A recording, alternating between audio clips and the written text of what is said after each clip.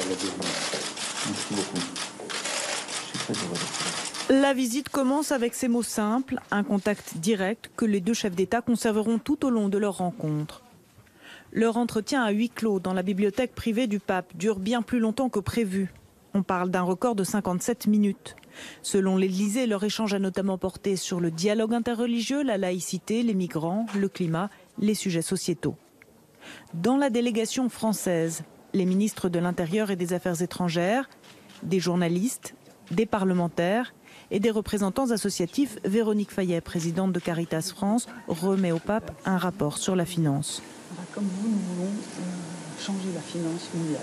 Puis vient le temps de l'échange des cadeaux. Emmanuel Macron met à l'honneur l'écrivain français Georges Bernanos en offrant au pape une édition ancienne en italien du journal d'un curé de campagne. Le pape a pour celui que les médias appellent le président des riches une médaille représentant l'officier romain Martin de Tours qui vient de séparer son manteau en deux. Et le pape a ce message explicite. Le pape parle ensuite de famille, de classe moyenne. Au moment du départ, les salutations sont chaleureuses.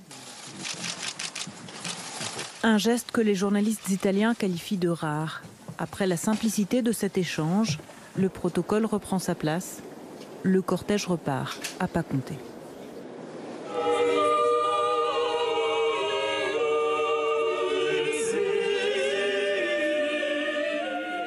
Quelques heures plus tard, dans la chapelle Colonna de la basilique Saint-Jean de Latran, Emmanuel Macron prend possession de sa stalle de chanoine d'honneur, un titre honorifique réservé au chef d'État français. Emmanuel Macron explique le sens qu'il donne à cet événement. La présence du chef de l'État français souligne la volonté de la France d'approfondir les relations d'amitié, de compréhension, de confiance qu'elle entretient avec le Saint-Siège, pour nous permettre de travailler ensemble en faveur de la paix au service du bien commun. Par ces mots, Emmanuel Macron a affiché sa volonté de s'inscrire dans la tradition de concorde entre la France et le Vatican.